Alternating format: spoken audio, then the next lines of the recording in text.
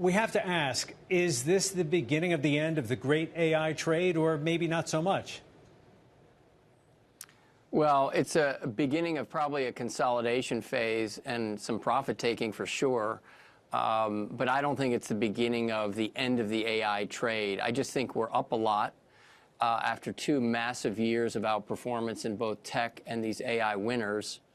And it's really only 1 month into the year. So I think the size and the scale of the pullback is that who wants to be a hero if you're an institutional money manager or a hedge fund, and buy the dip on the first day. I mean, catch the, proverbial falling knife, so to speak.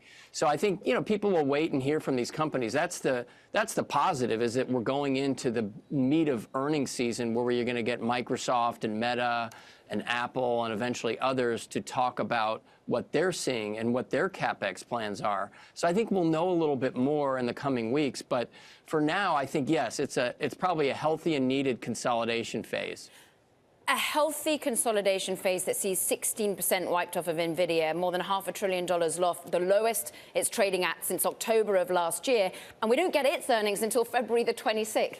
How many calls have you had about NVIDIA, Jordan? And what do you think it means for the popularity of its very expensive chips? Well, look, people are very concerned, obviously, because it's probably the most owned stock in the market. I think you have a lot of people that they don't fully know what they own, and they're just panicking and selling. I think the real institutional money managers, we're not seeing a wave of selling across our equity desk at Mizuho. I mean, we're seeing some profit taking. We're seeing some investors, rotate some money out of all these tech names. That's to be expected, right? But I'm not hearing from people that it's game over for NVIDIA, it's game over for Broadcom, Marvell, Micron, or the big cloud hyperscalers. And if anything, I think people are looking at that price point that DeepSeek threw out of $6 million and questioning if that's even real.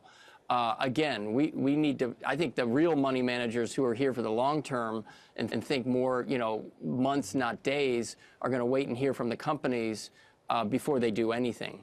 You echo what Tony Wang of T. Rowe Price was saying at the start.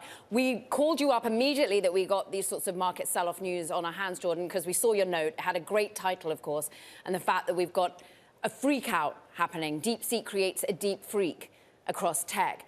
I'm interested, though, about the calls you're fielding and as to whether or not you're starting to see a question of buying into Chinese names. Is that something that you have access to? Is that something that people want to see as a winner here? Well, that's a great question. I mean, I'm not seeing people call me and say, these are the list of Chinese names that I want to own. I think this will bring up a discussion point that's probably needed and was overlooked, is we can't all own the same trade, right? If everyone owns the same 4, 5, 6 names, and then you get news like this, which questions the longevity of this, sustainability of this thesis, people just rush to sell, and it's painful, right? It's escalator up, elevator down. But the real thing is that people are getting a healthy wake-up call. Is like, look, I have to have a diversified portfolio. The other thing that I'm really encouraged by is look at a lot of the green on your screen as it relates to software and some of these larger cap tech names. They're not all getting sold indiscriminately. A lot of areas of software are up, and I think people that you've had on your show say this could only increase the adoption over time. And make people want to deploy and invest more to catch up with China, or deploy some of these cost-saving measures to build out their own models. So I think it's just too early to know. Jordan, we're going to hear a lot from companies over the next several days and coming weeks about CapEx. Does this news on DeepSeek unravel the argument that Manhattan Project-like spending is needed to maintain an edge in AI?